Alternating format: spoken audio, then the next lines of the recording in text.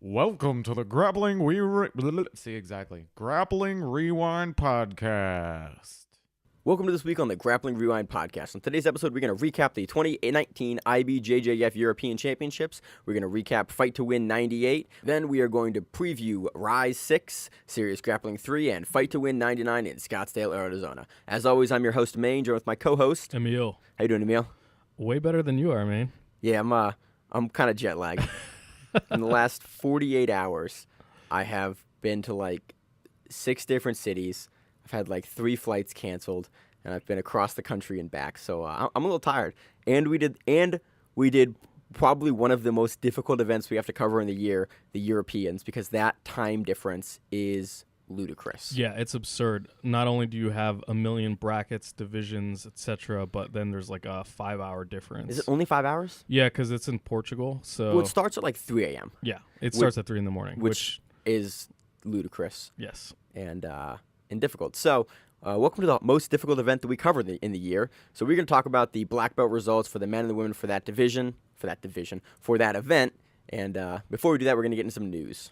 So let's start off with some super exciting news. The IBJJF has announced their 2019 Grand Prix, and there's 2 names in it right now. We have Buchecha and we have Gordon Ryan. That's fucking enormous. And like, so the timing is nuts because I was just the other week thinking about when Gordon called out Galvao. Right. I was thinking about how like these two are never going to cross paths, right? Like I was like, okay, why did he call out Galvao?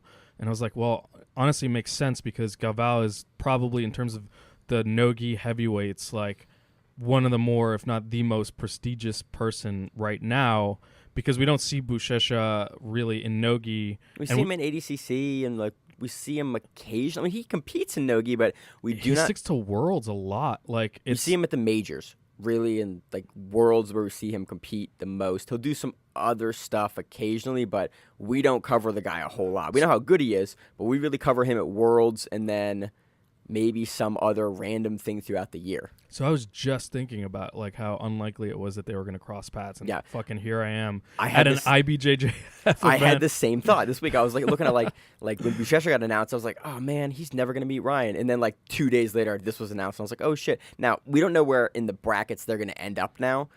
I don't know if they've already bracketed Buchecha versus Gordon Ryan because there's about to be 6 other guys announced for this. But regardless, it's a paid no-gi event through IBJJF. It's really exciting. This kind of makes me think about other matchups, like dream matchups that we haven't seen, because these 2 guys are in the same weight class. Right. Also, this is for $40,000, so this is a fucking big prize. Yeah. These guys are going to be really motivated. And the runner-up wins $10,000. Yeah, that's fucking huge. Which is still nothing to take a stick at. Both these guys probably clear that from a seminar if we're serious about that, but competitively, those purses, I think, mean more. Oh yeah, it's like, oh cool, I won this. I don't think they make $10,000 in a seminar. They might make like a couple grand or you think a 12-time, or you think between a 11 and 12-time world champion in Buchecha doesn't get $10,000 out of a seminar for a week or for like a weekend? Yeah, So I guess if you have 100 people and you charge them $100, you can do that, but it's kind of hard to do like a 100-person seminar. Like I know that seen all places the pictures do it of the Gordon Ryan seminars recently. Yeah, but they don't do that all the time. No, they do that occasionally. They do that like maybe a couple times a year, and the gym is taking a cut too. So yeah, like, okay, I agree with that. You're right. I think $10,000 is a lot. It's possible, huge money. But I don't think that they're pulling that in every single time. I think people like the Mendes brothers probably have some of the most successful in terms of like regular seminars, and I'm guessing like they're pulling in a few grand per seminar. They're not like pulling in $10,000 every single seminar. So yeah, that's reasonable. Honestly, I think $10,000 here is pretty fucking big. Doing the math on it, you're right. I think it's a huge purse to win for a competitive event because these guys are competitors. So to see them getting paid as competitors as opposed to just like guys putting on seminars and instructors, I'm really happy to see that. I like events throwing money at these guys. And if we get to see this matchup, it's not like they're going to announce 6 other chumps. If you've announced Buchecha and Gordon Ryan as your first 2 guys, like go back and look at the 2017 bracket for the IBJJF no-gi Grand Prix. Like it's ludicrous. Yeah. So I'm really excited about that. It should be a super fun event. You got any other news, Emil? Not off the top of my I got head. one other piece of news. What's up? Andre Galvao hinted on Instagram at Drill to Win 2.0.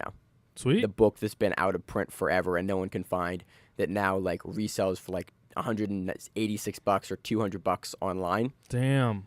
Yeah, you can't find a copy of it. If you have that book, it's like Jiu-Jitsu gold.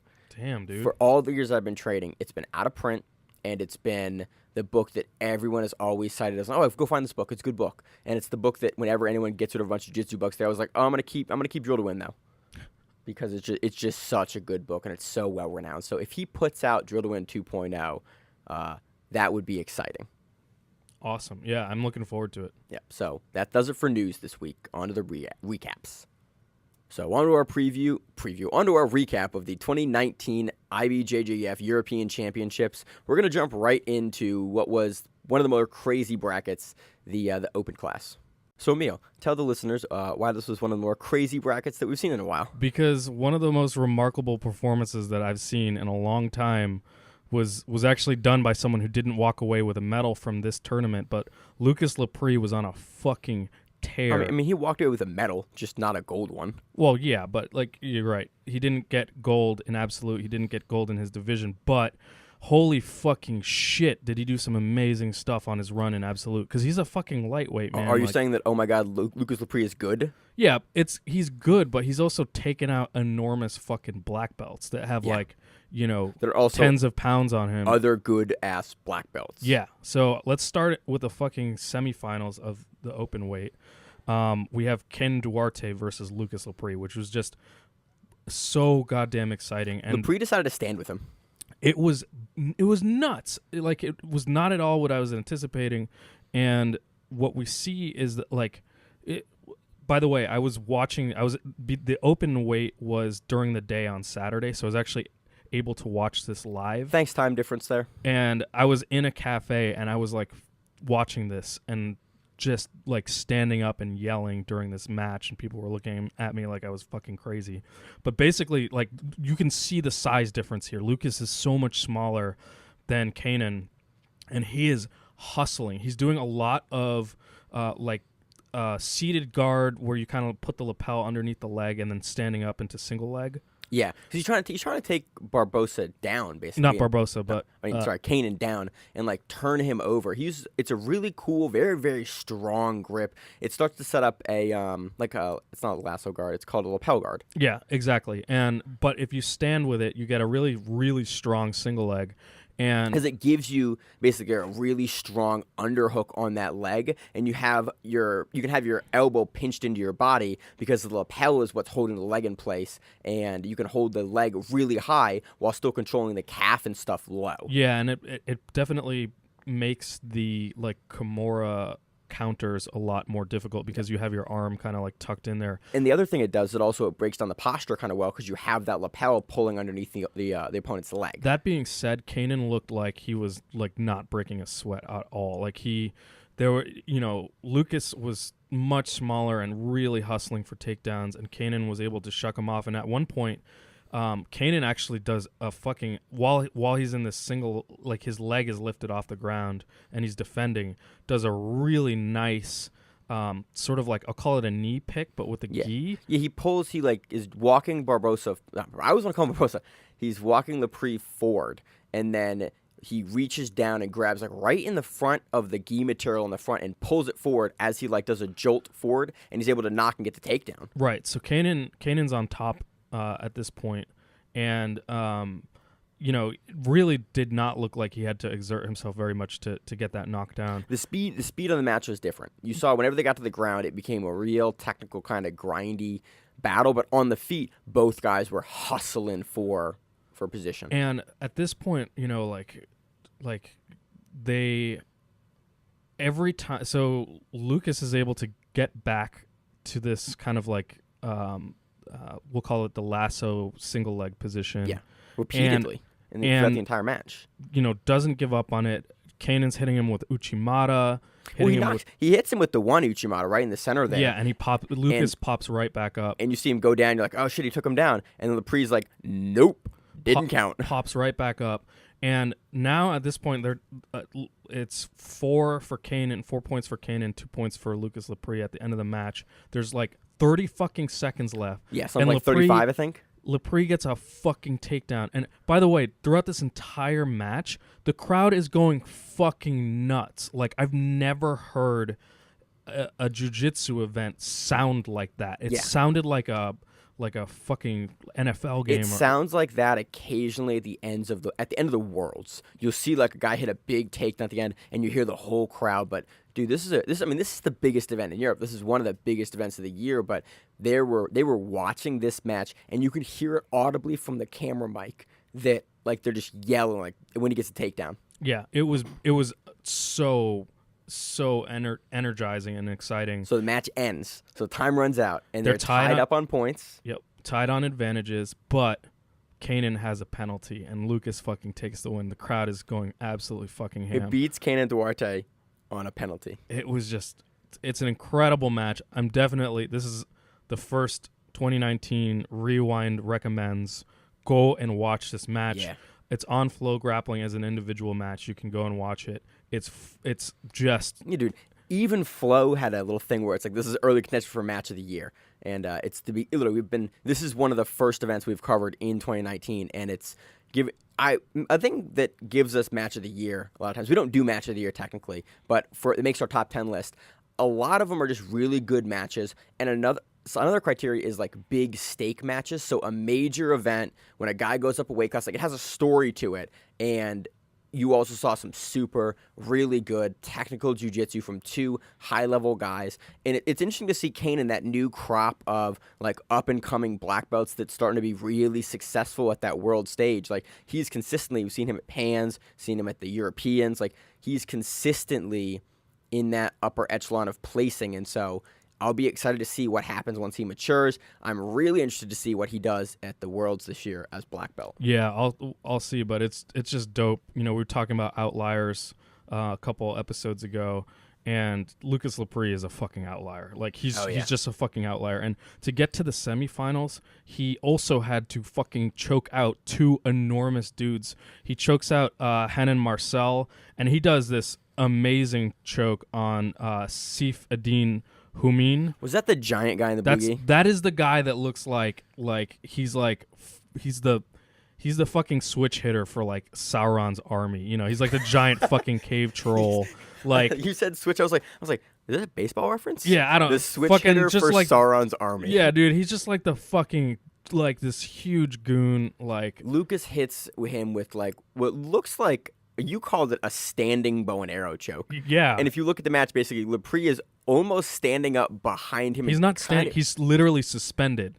He's on this dude's back. This dude is so big that Lepre is just not like no part of him is touching the ground. And the guy's still on all fours, slowly rotating himself to get the angle for the bow and arrow. And he gets him. And then you see him stand up, and you're like, yo, that dude is 18 inches taller than Lepre. Dude, he's fucking... So Lucas Lepre, really good, looked really good in this event. Go back and watch Lepre's run through these brackets. Go back and watch the match in the open class versus Lucas Lepre and Kanan Duarte. It is most certainly worth your time from both an excitement perspective and like just an action perspective. It was a lot of fun. So the other semifinal match was Gustavo Batista versus Igor Schneider. Well, there were a bunch of semifinal matches, but this is the other open weight one. This was interesting. Schneider was up 7 adds to 0, and as time was running out, and Gustavo was able to hit sweep for 2 points in like the very, very last second. That sucks. You're up. You're like, all right, 7 adds. Good. And the guy's like, oh, 1 Let me get point, some real 2 points. Get some real points. Yeah, real points. When I first was learning jiu-jitsu, I had someone describe it to me. It goes, advantages never equal points. You can have a million advantages, but if a guy gets 2 points on you, it beats you. Right. And I was like, oh, that sucks. Advantages are bullshit. Yeah. And I've carried that through to my jiu-jitsu nowadays. Yes. So then the absolute final is Gustavo Batista and Lucas Lepre. This is interesting because we just saw, Lepre versus Duarte, and then we're like, okay, can he do it again? We've seen Lepre trucking through big dudes all day, and he runs into Batista. And this is just, at this point, like Lucas Lepre hits his limit and hits his wall, and like it's just a grinding demolition by Gustavo Batista. So Gustavo ends up winning 10-0, just like doing the standard, just big like, guy jiu-jitsu. Yeah, exactly. Just crushing, oh, you're going to take half guard? Cool. I'm going to just fucking chill here and then just completely make your life miserable. So that was sad, but Lucas Lepre still did fucking amazing It work. doesn't take away from the other performances. Yeah. Again, congrats to both those guys. That was, again, the open class for these major events is always a lot of fun because you see really cool matchups like this, and definitely worth your time. Definitely some matches in that bracket overall to go back and watch. Definitely some highlight moments in there. So where do you want to go to next? Let's do the finals matches by bracket. Okay. Or sorry, by division. By division. So we're going through the male, adult, black belt brackets right now, because this show would be like 6 hours long if we were to go through all of the brackets, all divisions. Again, we saw some super standout performances from some guys at the lower weight classes, guys you've heard of, guys you see a lot, guys that we will cover once they get to black belt or on some super fights. But for these giant IBJJF, UAE anything that's a big tournament format, we kind of try to highlight the black belts because we are two guys on a mic, and realistically, it's impossible to cover more than that. So at Rooster Weight, we have Rodney Barbosa defeating Tomoyuki Hashimoto on advantages. Yeah, he wins. Match was tied 2-2, and Rodney Barbosa gets it with one advantage. Pretty technical small person match. Then in light featherweight, we have a closeout between Joao Miao and Hiago George. In featherweight, Paulo Miao defeats Isaac Doderlin 7-2, and I want to talk about this match. Dude, this is the first time we've seen Paulo at a major in a little bit. Yep, exactly. It looks fucking good. It looks really fucking good. Like, his pressure passing was remarkable here. Dude, his passing got really fucking good in the last heavy, dude. 2 years. It's heavy, and it's paying dividends. Like, he just was able to. I mean, Isaac held him off for a while, but eventually Paulo gets the pass. And this is what's really frustrating. So Isaac is clearly exhausted. Like when Paulo gets the pass. He's been fighting that pass, and then eventually Paulo is able to like stretch him out. And he's kind of like almost in a half guard. Yes. And Paulo's able to stretch him out and sort of do a long step go behind, and he's able to get around the legs. And you see Doderlin like on his side, almost. He's in a fetal position. Well, he's in a fetal position, but his legs are stretched out still. Yeah. And so his back is completely facing towards Paulo Miao. So Miao's got the passing points, and then something, you talked about this. You talk about it. So, all right. So Doderlin's fetal facing away. It's kind of the ideal back-taking position if you want. But you just lay behind the guy, and you're able to pull him up onto you and take the back. Paulo's maintaining top side control. He has a nice underhook on the arm, and then all he does is he goes from kind of like an athletic stance, almost like knees behind control, Doderlin, and he just takes one knee and puts it up on Doderlin's chest, on his ribs that are facing towards the ceiling there. So Doderlin's still on his side, but Paulo's now knee on ribs on the side. That's it. Like he just kind of moves his leg up a little bit, and he gets 2 more points for a knee on belly, and this is within the rules. This is what should happen here, but you saw it, and then you flagged it up to me like, hey, look at this. This is bullshit. It's just so stupid. It's such a stupid fucking rule. Like, it's literally nothing has changed about the relative positioning. Because Doderlin didn't address it at all. Like, he was exhausted. He was just he didn't move. He literally did not move at all.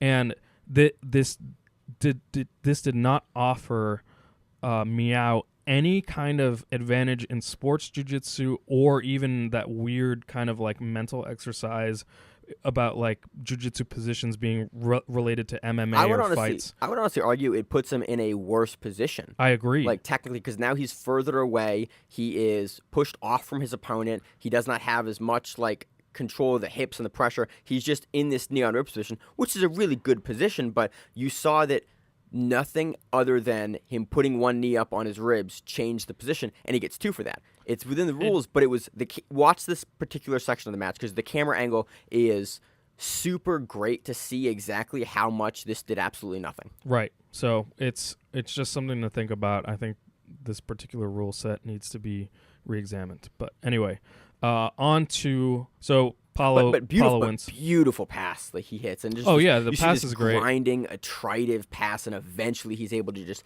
get around the legs and come up to this position. Paulo didn't do anything wrong. It's just the rules are stupid. Just Emil hates these rules. So lightweight. So this was fucking huge. Levi Jones-Leary upsets Lucas Lepre and wins on a rest decision. So you had some thoughts about this. So by the way, Levi is he's Australian. He trains with Unity. He's 21 years old and Super just good. looks fucking awesome. I don't agree that he should have won this fucking match. So why not, Emil? Describe the match to us. It was really good back and forth. They were able to hit. Actually, Levi did open the matchup with a really incredible sweep. Lucas is able to re-sweep, and that's where they get their points from. They are 2-2 on advantages and 2-2 on points. So it goes to ref decision at that point. The majority of this match was Lucas passing, okay, or trying to pass. Heavy. Because he didn't actually. He's not able to pass the guard. That's right. At any point in the match, but he's doing heavy passing the entire time and really active on both sides. And I feel like if you are in the passing position, passing is more difficult, and the passer should be given the benefit of the doubt in this case. Well, passing's worth more points because it's harder. Right. You get a sweep. A sweep is worth 2 points. Right. A pass is worth from the guard is worth 3 points. And it's from guard, what is it to okay, try to attempt some sweeps or whatever, versus when you're passing, you're just fucking grueling and slamming through it. So, and it's when you're passing and you're tied, it's really not a stalling position at all. It's a fucking exhausting any one. position you can stall. If both guys agree to stall in a position, but you saw Lepre being really active from the guard, trying to open, trying to pass, trying to get around it, and Levi was active on the bottom, but he wasn't getting near any sweeps or anything. And I both saw Lepre here being more active on top, looking for passing positions, and when it's tied up like this, you and I both thought it was kind of an interesting decision to give it to Levi Jones-Leary over Lepre, just given what we saw for Lepre's activity on top and aggressiveness, which is kind of one of the scoring criteria they use, is okay, who did more in the match? I saw Lepre get closer to getting around, be more active in attempting to get around the legs than I saw, Levi Jones-Leary try to sweep. So, again, you can't cry about a close decision like this, but we both thought it was a little interesting from a rules perspective because we saw much more activity out of Lepre than we saw in Levi Jones-Leary in this passing position. Agreed. So at middleweight, we have Izaki Hentz defeating Tommy Langacker.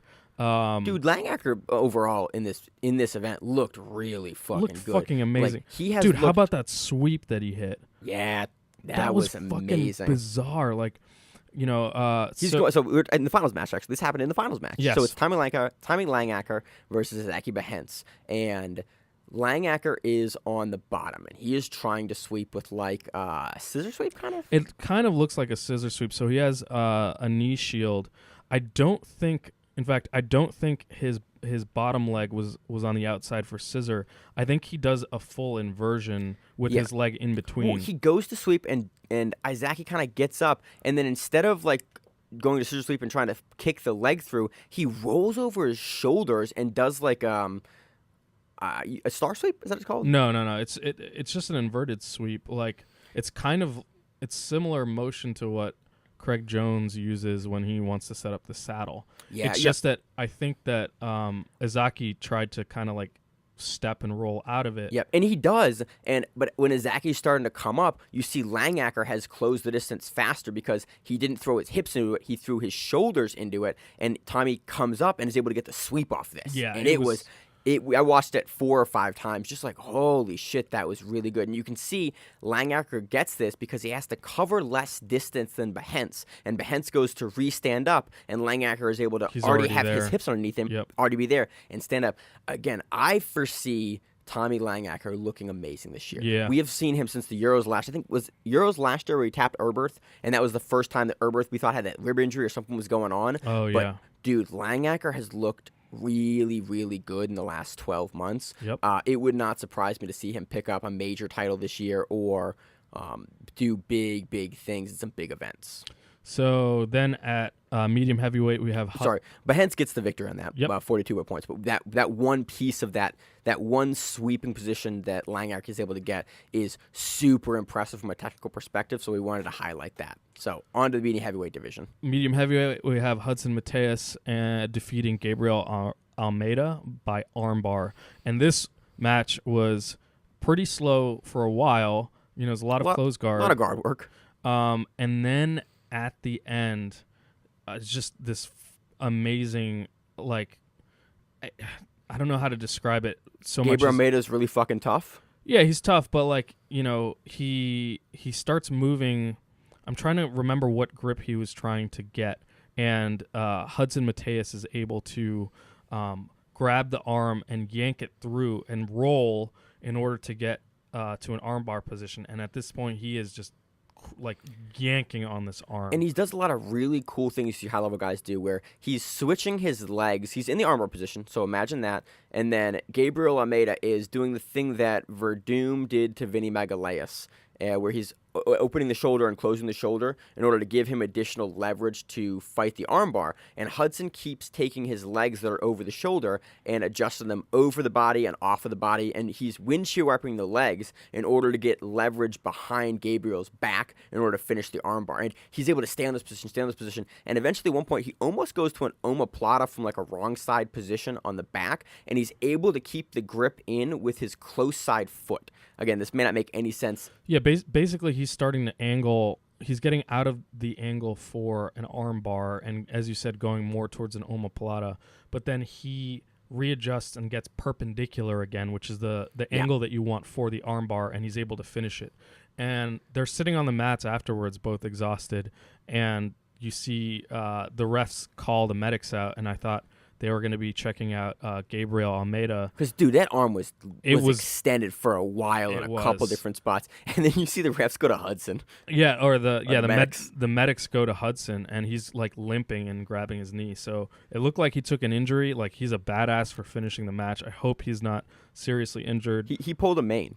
It's like, yeah. You won, but you blew your own knee out. Pyrrhic victory, as they call them. Pyrrhic, yeah. That's a good word for that. Yeah. You ever seen my definition of that word is completely not talking about it here. There's like a Sambo event years ago, and there's a dude that is on a leg and he's on a knee bar, and he bends the guy's knee completely backwards so the knee bends the wrong way, and the guy that has his knee bent the wrong way gets on the guy's back as a result and finishes a rear naked choke with his knee bent the wrong way. And you see, like, the other guy taps, and then the guy that has his knee literally bent the wrong way, like, gets up and it's the victory. And you're like, but did you win really? That is my definition of Pyrrhic victory. Yeah. So whenever a student, like, asks what that word is, I show them that match and they go, he won, but did he really? Exactly. So this match isn't like that, but it was still beautiful. The transition sequence that Hudson's able to do with his legs here is worth a rewatch because the amount of control he's able to have on that arm through transitions and the way he's able to hold the like hammer lock position with his foot in that transition is just beautiful. So then at heavyweight, we have Gustavo Batista closing out with Kenan Duarte. At super heavyweight, we have Felipe Andro triangling Helton Jr. And this was crazy because Helton was doing some really heavy passing, and he gets in the triangle a couple times, like, and from different angles too, from different sides. Like he is putting his head forward a lot, and Felipe at one point gets like a triangle, as I recall, like where his left, it was a left side triangle, and then later on, like maybe a minute later, he gets a right side triangle, and Helton is really not respecting this at all. Like he's just sticking his head forward. Felipe hits us. He's going for what looks like a spider guard, and Helton's just kind of like bullying forward a little bit, and Felipe just pops his feet like off the biceps as you do in the spider guard, and just shoots this triangle up, and you're like, all right, is he gonna get out again? Because it looks the final one looks really tight, and I mean, obviously it is, but you see this happen a couple times in the match, and you're like, God damn, he does not respect this fucking triangle. No. So, but good finish. At ultra heavyweight, we have Victor Honorio defeating Tanner Rice 6-0, and this was a bullying, which we expect. Victor Honorio is the guy who can bully fucking Herbert Santos, and is something like, has like 11 wins against Erberth out of 14 matches or something crazy like that. Where'd you find that data? I remember this because Victor Norio is the guy who. You just pulled out a magical stat that I looked at you like, is that real? Yeah, really? Because like I remember this because we pulled up Erber's record for something, didn't we? No, it's because Victor Norio is the guy who beat Erberth at ACBJJ, I think 11 or something like that. And they were talking about this, and they were talking about how this is like one of the guys that Erberth like loses against a lot. They've fought a lot. And this is the guy, after beating Erberth, was like, his victory speech was like super broken English. And this is the guy who was like, they were like, so do you have any words about your victory? And he was like, Erberth Santos is not a good man, or something. He's a bad person. Yeah, exactly. Or something. And you're like, and everyone got super awkward. It was like, it was Drysdale interviewing him. And it was like, all right, man, like, yeah, you feel that way. Like, okay. Yeah, that was fucking hilarious. It went beyond like competitiveness or shit talking. It was just like fundamentally, as a human being, you're a terrible person. I don't think you're a good guy. That's the only. And I'm happy to beat you because bad people shouldn't win. It was a really weird post-fight interview. I forgot about that. Yeah, so that's a good stat. Victor Norio is like, he's seared into my memory because he's fucking hilarious. And he's got good bully pressure jiu-jitsu at a high level. And again, Erberth Santos is a IBJJF Gi world champion. So if you can beat that guy, it is impressive. So female black belt results. We have Maisa Bastos defeating Serena Gabrielli on advantages. 2 advantages to none. Light featherweight. We have Amal Amajid defeating Larissa Campos by advantage. Featherweight, we have Fifon Davies defeating... You just fucked me up. Fionn, sorry. Davies defeating Gabby Fletcher via a choke. Lightweight, Charlotte Von Baumgarten defeating Bianca Basilio 2-0. Middleweight, Samantha Cook defeating Glacia Braga by choke. Medium heavyweight, Luisa Monteiro defeating Claudia Duval 6-0. Heavyweight, Natalie DeJesus defeating Claire France Devenon by toe hold. Super heavyweight, Karina Santi defeating Jessica Flowers 3-0. Absolute, Natalie DeJesus defeating Luisa Montero by advantage. Yeah, the match was tied up 4-4, which means by advantage. So that does it for the 2019 IBJJF Europeans, one of the hardest events we ever have to cover due to that crazy time difference. But overall, some really good matches. We saw some nice excitement from the black belts, and it's exciting to see because the Europeans is usually the first big event of the year, and it kicks off and it shows, like, okay, who are you going to look at this year? Who is still trucking from 2018 to the prior year, and then who is still around to look at and to keep an eye on as they move through the rest of the major tournaments in 2019.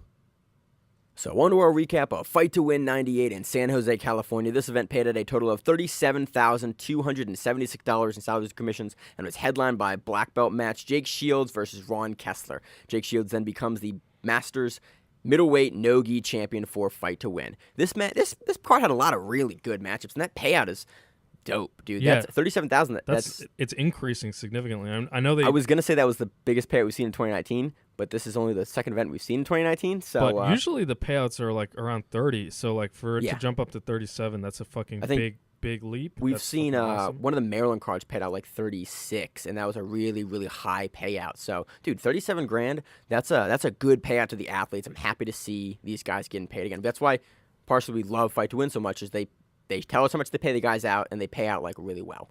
Yeah, let's see if they can break 40 soon. I really hope they continue to grow. But let's start off with the first fight of the entire event. You want to talk about the brown belt fight of the night? Yeah, dude. That's Rob Laney and Rich Storley Jr. And it's amazing for the very first event to be fight of the night for the brown belts. And you know, the announcers were talking about this. They're saying like, hey, they're putting up 2 really entertaining guys. It was expected for this match to be dope. But you hear commentators say that a lot. Like, oh, these guys are really excited, and they sit in the guard for 10 minutes. You're like, you lied to me. These guys fucking delivered. Again, it's super easy to go back and watch this match because it's the first match of the event for the video that's up now.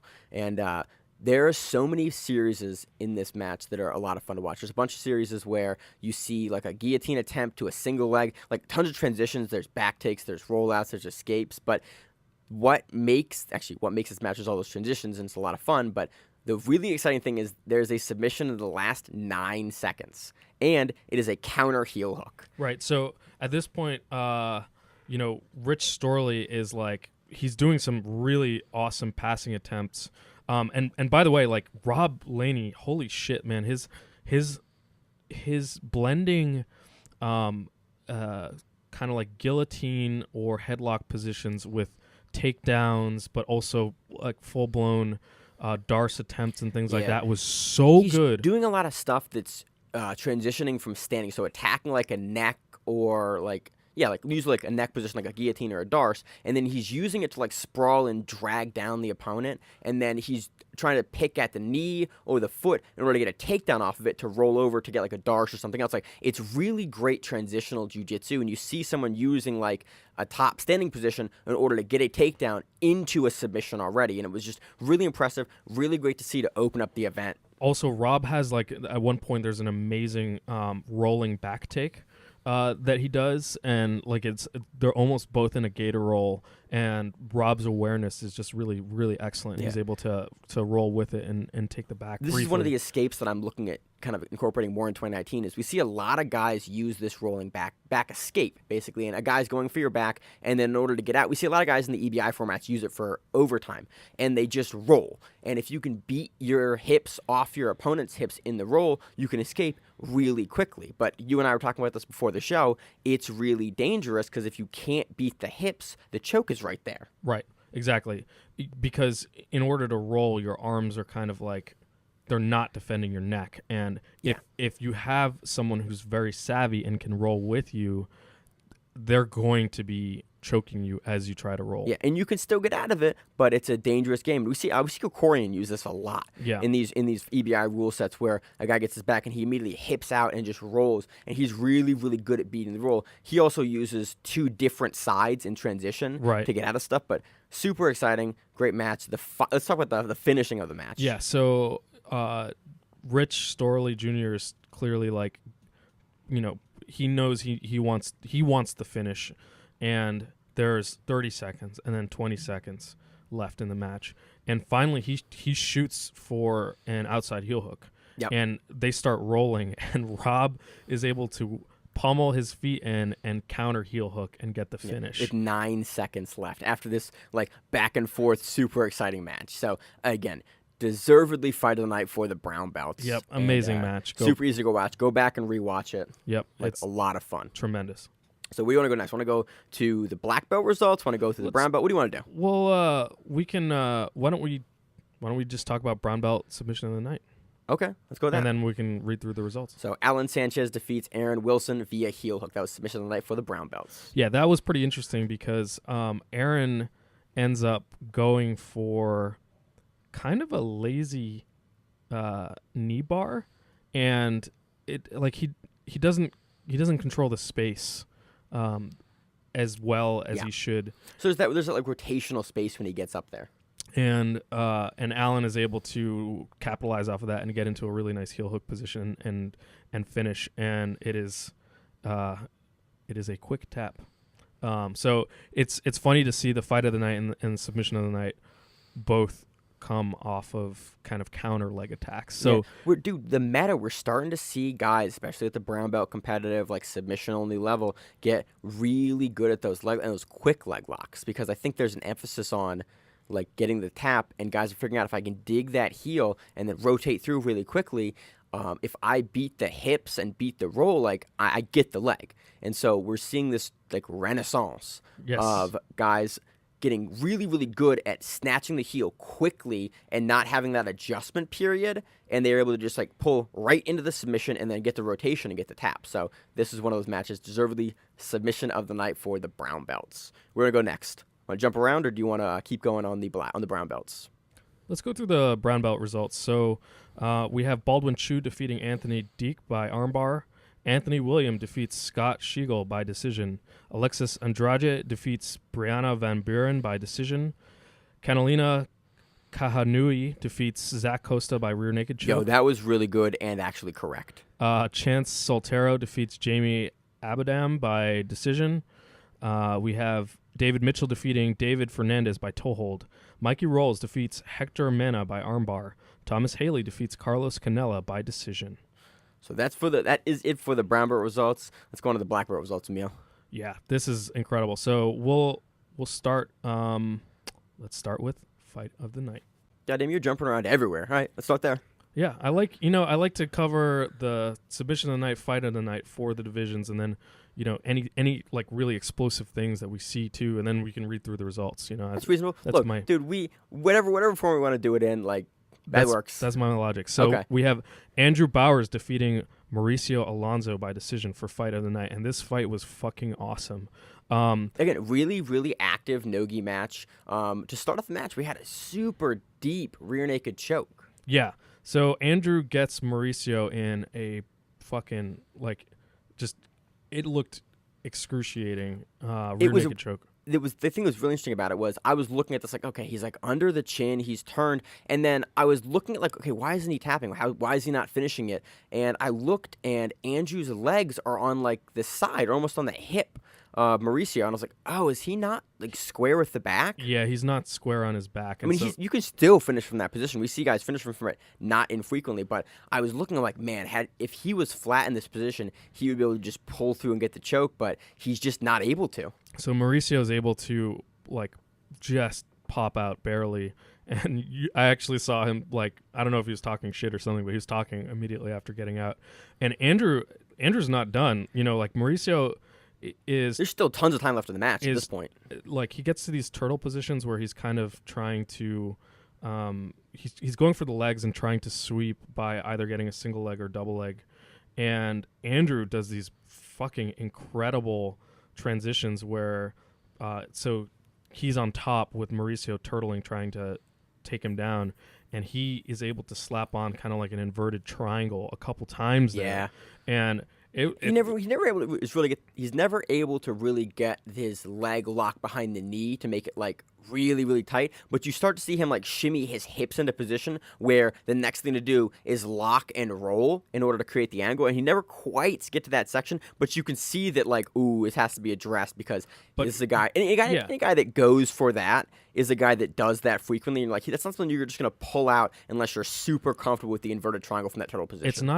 It's not like a.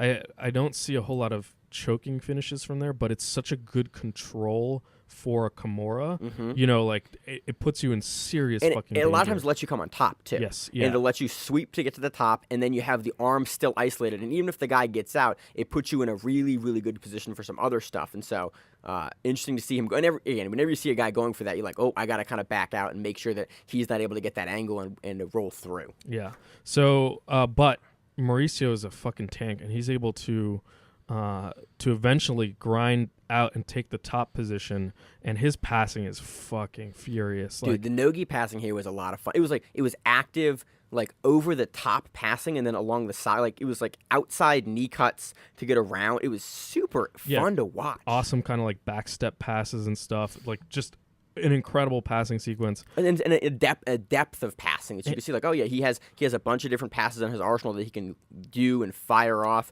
and they all look smooth. And he's able to get around, but Andrew's also really good at regarding. I think in a points match, Mauricio actually might have been able to pull this off. I think he definitely outpoints him. But just the passing alone, I think he's got I think at least 3 times he's getting around. He's passing. Yeah. He's getting down position. But that rear naked choke at the beginning in fight of the night, in fight to win, that's what counts. Mm-hmm. It's like submission attempts, and that looked really dangerous. Well, yeah, and this is why, again, we like this rule set so much, because you can get a match that's back and forth activity, a guy's passing and being active, like looking for the dominant position to get the finish, but a guy can get 1 or 2 really good sub attempts, and like that's what we're looking for. So this is deservedly fight of the night, and a really great match to showcase why we like the fight to win rule set. You got anything else on this match? No, it's great. So where do you want to jump to now? We're gonna jump to submission of the night. Okay. So we have Benji Silva defeating Carlos Rocha by knee bar. This was submission of the night for the black belts. It was fucking awesome. It's an exciting bar. I love this particular knee bar. So the knee bar that he hits is basically when you do like a roll through almost from guard, and you go for that lower knee, and you're trying to sweep your opponent over with the knee bar when they're on their knees. So he grabs it, Benji grabs it, lifts Carlos up, and then he does something really interesting that is what makes this knee bar successful, at least when I do this knee bar, is he lifts he lifts I just lost my place in my notes. He lifts Carlos up, and then as he goes to the knee bar, he kind of throws him up probably like 4 or 5 inches, and then Carlos falls over, and Benji's able to get the knee bar. But that lifting up and throwing someone over doesn't allow them to switch their hips and basically step out and through the knee bar, because you're off of the mat momentarily, and then so the person, in this case Benji, going for the knee bar is able to make that final adjustment because he lands on the mat first before Carlos is able to basically land as well and start adjusting out of the knee bar. It's a really small little detail, but it is one of the critical pieces to making this knee bar successful. So go back, they do a really nice slow motion replay of this finish, and it's one of the pieces that I saw that's like, oh yeah, it's a little piece that you wouldn't catch, but that's what makes this knee bar successful. Yeah, it's a beautiful knee bar. Yeah, go back and watch it. Another thing to go back and rewatch is the Jake Shields versus Ron Kessler match. So this was the title bout for the Masters Middleweight Nogi title for Fight to Win.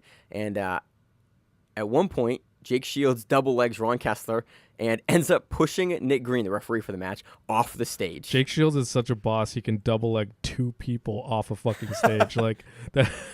I watched that. I was like, you see Nick Green like on the edge, like holding him into the mat, like a good referee does. I think Nick Green is one of the really, really good refs for Fight to Win. We like to see him. We see him pretty frequently. We saw him on the reset last week, and like fix that. Like, he's a good referee, understands the Fight to Win rule set, and he's pushing the guys into the mat. And then you see Jake Shields go for this double leg, and he just goes up, and he gets knocked off the stage. Yeah, and so they have to reset, and like both athletes are like being good sports about it. Nick Green's being a good sport about it too, and like they reset in the middle of the ring with Jake Shields on top and Ron Kessler in close guard, and Nick Green just does a backflip. Just yeah. And he does that breakdancing backflip, like back handspring backflip on like the tips of the fingers. That looks super impressive, and it looks even more impressive because you realize that Nick Green is like 180 plus pounds. Yeah, he's athletic as shit. Anywhere man. from like 180 to like 220. I think we've seen him at like 220. We see him at like a much bigger weight class than I think he is. I could look up his weight for this event because he competed on this event earlier on the card. He was the opening black belt for the card, but super impressive to see a big guy move like that. And so we see Ron Kessler do a lot of really nice high guard work and rubber guard work, but Jake Shields is ultimately able to get a fucking awesome kind of MMA style knee cut pass. Yeah, he sort of a far side basketing of the head as you just like drop the legs through into like a scarf hold position. Yeah, and for like 4 or 5 minutes, it's just Jake Shields working that side control, just man. Top just pressure, fucking baby. Crushing. So I think Shields probably gets this on that nice top pressure and then off that double leg. Yeah, really is I think what sells the match, and so Jake Shields becomes the Masters middleweight Nogi champion. Anything else on the match? No, that's all right, it. Let's go into the rest of the votes then. You want to go on the top or you want to go from the bottom? We'll start from the bottom. All right, start from the bottom. Now we're here. So we have... Wait, really nothing? Nothing for the Drake reference? No, sorry. All right, moving on. We got Nick Green, the very same ref, defeating Sam Temko by decision. Christina Barlin defeating Rita Gribben by split decision. This is a really fun women's no-gi match. I'm sorry, women's gi match. We saw a lot of like toe hold attempts from Christina, and it was like nice back and forth action from both competitors. And Christina has a really hilarious walkout. Oh yeah, that's right. Yeah. This is the genuine pony walkout. I forgot about that. And she fucking sells it. There's 2 videos. There's one video of her and Nick Green backstage like dancing, and she's just like warming up for a match, just dancing, and it looks like she's having a great time. And then she walks out to you said Genuine Pony? It's Pony by Genuine. Is that what that song is called? Yeah. I want to ride it, my pony. I don't know how fucking lyrics go, but I don't know. I see like almost every like third event, someone walks out to that. Josh was gonna walk out to this to this song, and she is just dancing, having a good time, and like this is why like Fight to Win is the biggest party in grappling. Stuff like this. I think the Magic Mike walkout was to this song too. I don't know, man. I can't remember. All these 80s songs, like, I have no idea. It's not 80s and 90s. It's the same thing, man. You're fucking... Anyway. Get at me. We have Javier Gomez defeating Taylor McCorriston by loop choke. We have Jameson Cummings defeating Billy Ray Chubbs by decision. We have Manny Rocha defeating Kevin Kopecky by decision. Shane Torres defeating Danny Bohegan by decision. Aaron Zabalos defeating Chris Coldiron by choke. Caleb Kahn defeats Jeremiah Labiano by decision. All right, so you want to go to the brown belt results here, or you want to go to the purple belt results? Where do you want to go? I think we already did brown belt. Did we? Yeah, I'm pretty sure we did. All right, on to the purple belt results then. We have Maggie Mai defeating Celeste Gage by Americano. And that was submission of the night for the purple belts. Christopher Delgado defeats Ray Ramirez by decision. Samuel Bracamonte defeats Eric Biltz by decision. Andy Lagoons defeats Jeremy Haas by decision. Omar Bravo Andrade defeats Ryan Young by choke. Tyler Brandon Shue defeats Brian Shensky by decision. Dan Dykman defeats Antonio Velasquez by decision. Anthony Arnold defeats Isaac Moreno by guillotine. Bobby No defeats Brian Molinaro by decision. And that was fight of the night for the purple belts. Pablo Sanchez defeats Leland Wheeler by decision. Brian Gurges defeats Chuck Walker by armbar. And on to the kids and teens results. Amira Sofia Rodriguez defeats Jasmine Navarro by triangle. Ryan Nubla defeats Khalees Sola by decision. Kristen Banales defeats Zandra Funtia by split decision. And that was fight of the night for the kids and teens. Josiah Tubby defeats Riken Resurrection by triangle armbar. And that was submission of the night for the kids and teens. So that does it for our recap of Fight to Win 98 in San Jose, California. We are getting close to Fight to Win 100. Yeah, it's in Honolulu, baby. Yeah. Just 2 more. You see that Troy Everett got matched up with Chris Lieben?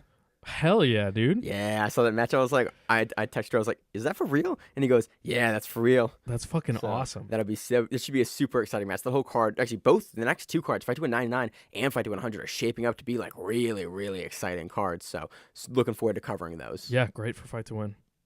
So let's move into the preview section. Rise 6 takes place on January 25th, 2019, and has a couple title fights on it and has a 4-man EBI 205-pound tournament. I mean, where do you want to start out with this?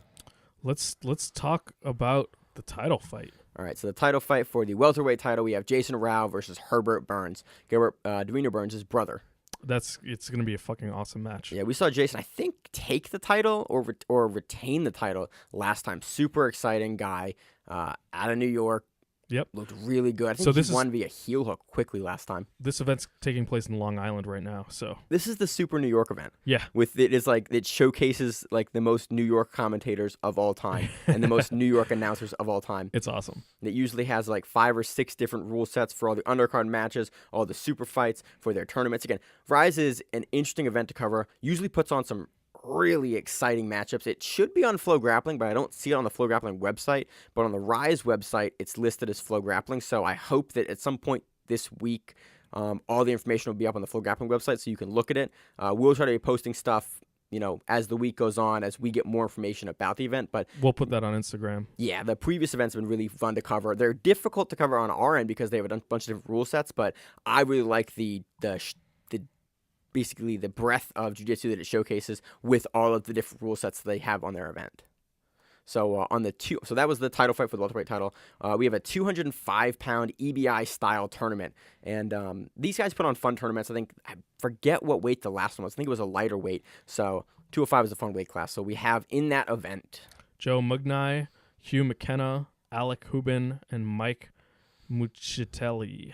You butchered that name. No, I think Muccitelli is how you say that. So that should be a lot of fun. They use, I forget what format they use for the EBI. I think they have a modified EBI rules format. They do something different with their overtime, if I recall correctly. I could be completely wrong about that, but I remember these. I don't remember the specific rules. I just remember that they change a lot depending on where in the card you're at. We did our pre-recording. Emil was like, I don't know what happened here. And I was like, oh, it's this rule set. You're like, where'd you find that? I'm like, I pulled up another page that Emil didn't have before when he was watching. He was like, oh, that makes sense now. Okay.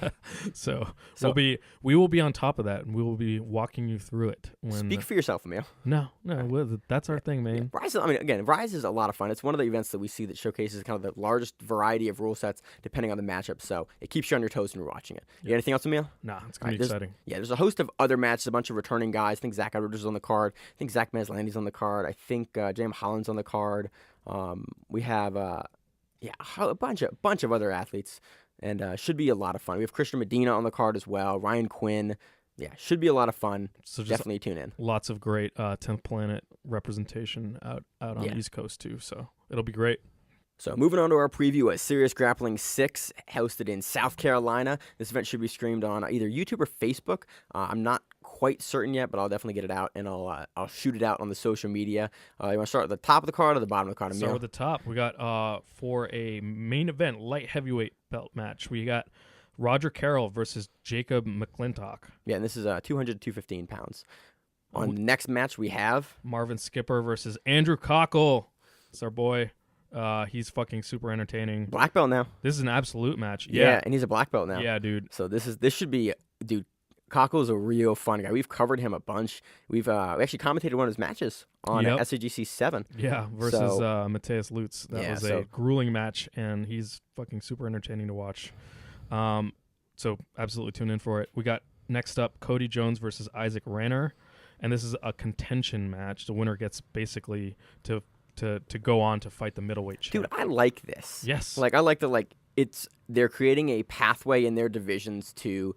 Okay, next event, Sirius Grappling 4, or whenever this title match is contended for, this is the guy, and it gives both guys a chance to prepare. I like that. That's a really cool way to do that. We're seeing a little bit more of that in jiu-jitsu, but I like that they're announcing hey, the next person that wins this matchup is the front runner, is the guy that's going to be the number one contender for taking that belt. It puts more weight on the matches, and this is honestly how you build excitement from event to event. Well, it builds a story. It builds a story, exactly. We've talked about this a little bit, I think, not so much on the podcast, but, when we've spoken to other people about this, that, grappling needs an arc, in a lot of other sports, like football, NBA, you have the season that leads into the championship. There's some sort of framework that everything's set around, that everyone understands, hey, this is how you get to the top, this is how you become number one dog. That's kind of why I used to like MMA a lot before it all got kind of screwy. Yeah, because there's a path to a title. And we were talking about that we want grappling to have more of that, rankings to mean something, and a guy to have a pathway to bigger matches and bigger events. And so I really like that they're putting that on the card, and they're saying hey, the winner of this gets that title match. So we have Leo Silveira versus Calum Kalista. It's a gi match. I like that they have gi and no gi matches on this card. It's cool. I like that super fight events will have both. Matthew Messer versus Garrett Townsend. Higer Beck versus Dwayne Taylor. Rodney Strickland versus Bradley Strain. Jordan Weeks versus Chris Luter. Scott Pelzel versus Trey Moss. Vernon Kirk versus Ian Dunaway.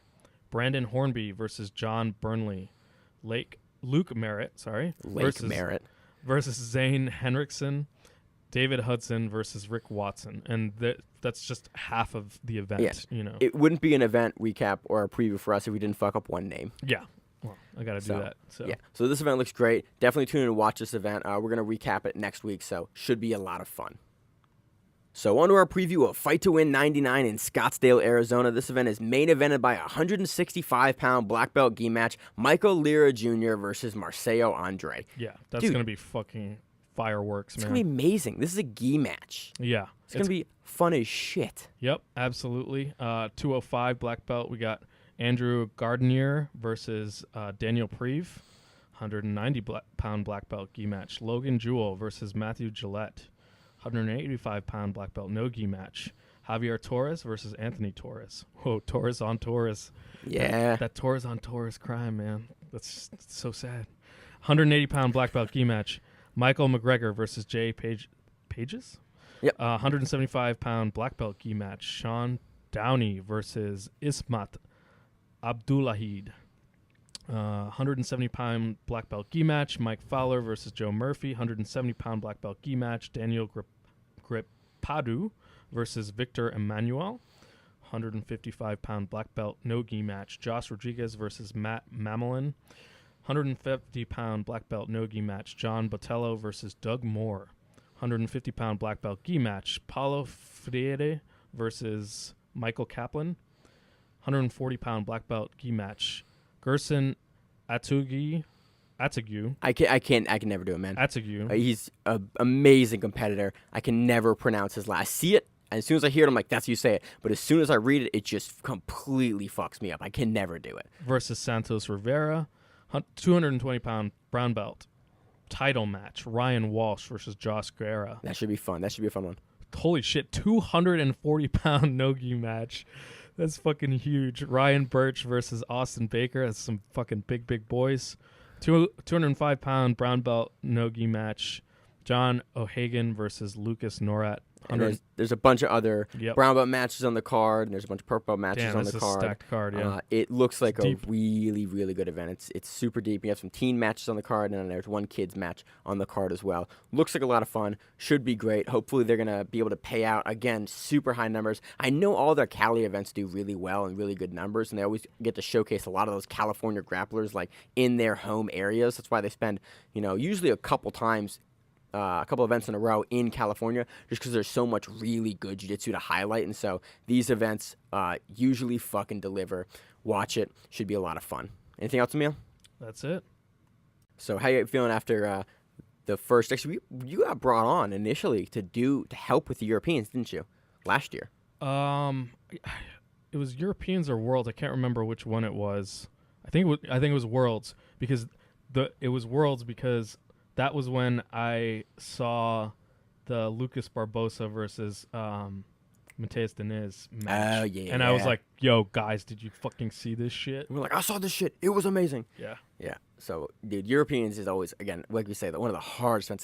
That time difference is just so odd for us to try to, follow the matchups and keep everything straight.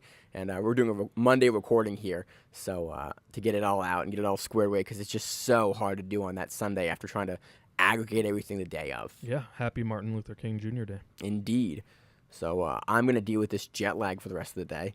It's not great. Dude, with my leg flying for, I think the flight from BWI to Dallas was 3 hours and 42 minutes. And it's in the middle seat. That's tough in general, but with your whatever sciatica shit. Yeah. That's it was no bueno, and my leg was on fire, and I was like, okay, cool. Well, I can't move it, so I've just got to kind of sit here until we land. And then I had I think I got to my gate in Dallas with 7 minutes before they boarded. That was after missing the flight the night before because it got delayed by an hour, and my connection in Dallas was only 1 hour and 1 minute. So then I had to drive to Philly from Baltimore to get on a flight at 5 a.m. to fly to Dallas. It's been a big old weekend for me. Yeah. But we're back and we're here. So you got anything else fun that's planned this week, Emil? That's it. Just got a little bit of traveling to do myself. Hopefully nice. TSA is still there. Dude, it was great. Yeah. I mean, it was I also went through at 3 a.m. multiple times, so it wasn't that bad. But dude, both times I went through, it was great. It was fine. Everyone's super pleasant. Got me through. First time I've flown in a little bit, so it wasn't bad at all. Sweet. So you got anything else, Emil? That's it. All right. As always, I've been Maine. I've been Emil. We are the Grappling Rewind. See you on the mats. If you like the show, please consider sharing it on Facebook with the folks at your gym. It's the best way that we grow the show, and we really appreciate it. You can reach out to us on email. We also have Instagram. We have Facebook. We have Twitter. We have Google+. Until that shuts down. We have a website. If you have an event you would like to have us cover, please let us know. If you have a name, like most people do, and you'd like to have us stop butchering it, let us know. Reach out to us. The show is also available on YouTube, Spotify, in addition to iTunes and every other podcast service. We very much appreciate your time, and thank you.